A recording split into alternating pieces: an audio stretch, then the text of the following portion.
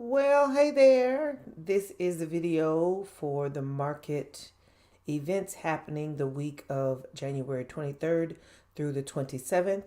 First, we'll start with the forex factory or calendar folder events and things that are happening this week. So on Monday, we have the CB leading index month over month. It is the Conference Board Incorporated. Basically, it measures the change in the level of a composite index based on 10 economic indicators.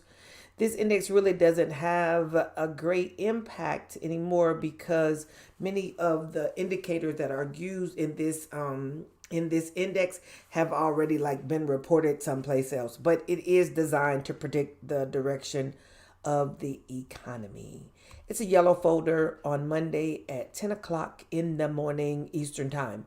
On Tuesday at 9:45, we've got some things happening. We have the Flash Services PMI, Flash Manufacturing PMI, and at 10 o'clock, the Richmond Manufacturing Index. All of those are red and or orange folders, which means they should have some type of impact on the market. Good thing is they're first thing in the morning, so you still have all day to for the market to absorb what happens from those reports.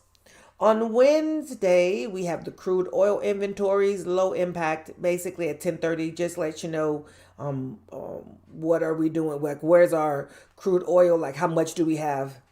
I mean, it's reported. It's a report that I believe comes out every week, but it's a low impact at 10:30 on Wednesday. On Thursday, we've got a few more interesting things. 8:30 in the morning, which is before the market opens. Advanced GDP, global domestic product, advanced GDP price index.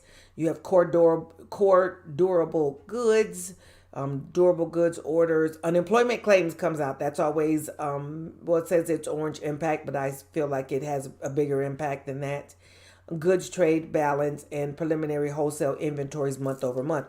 All of those happen before the market opens on Thursday, but you see there's one red and four oranges. So yeah, just know that there will be some movement there.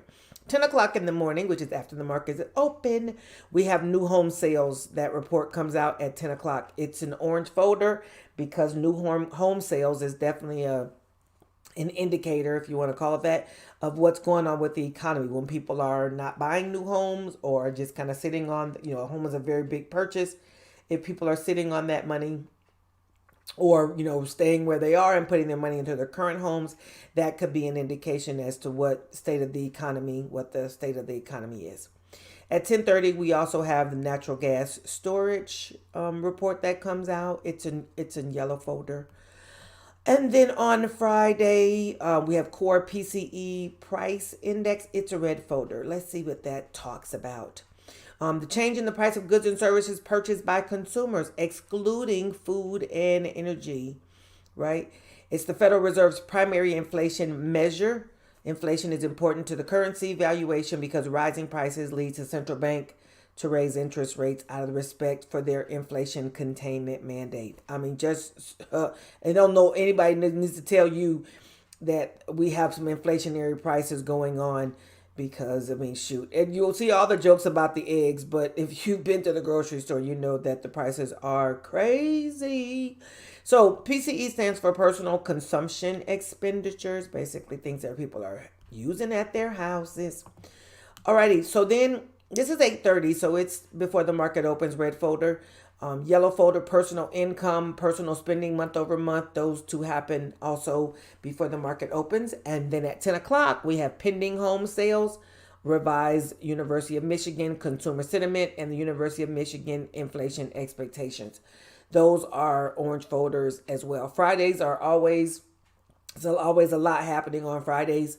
So yeah, you always need to be prepared for things to go however they're going to go on Fridays. But I think it's important that we keep in mind the things that happen during the week, especially because we're sellers. I run a sellers community. Speaking of which, you should like and subscribe to the channel. But I run a sellers community where we trade credit spreads and covered calls and all the other seller strategies. And it's important when you're looking for strikes that you don't believe or you don't want the price to come to, that you want to make sure that there's not some high volatility event that's going to happen before expiration and cause your good trade to not be good anymore. So let's move on to earnings for this week. Earnings also have a way of moving the market or causing swings in the market, depending on what's being reported this week. On Monday, we have some things. Generally, I think we're kind of in banking season. There's a few other things that are non-banking related, but let's just see what's of interest here. So on Monday, before the market opens, we have Synchrony Bank. I think they lend money and use Amazon. That's one of the Amazon lenders. Baker Hughes. After the market, you've got Logitech and Zions. Bank of Hope at the bottom down there. I see a few other banks. Tuesday before the market opens, we have Verizon, Johnson & Johnson, Lockheed Martin, Halliburton, GE, Raytheon, 3M. And speaking of houses, you have D.R. Horton reporting Tuesday morning. Tuesday after market closes, we have Microsoft. Wow, popping in there. Texas Instruments, Capital One, Stride. Some of these I don't recognize per se.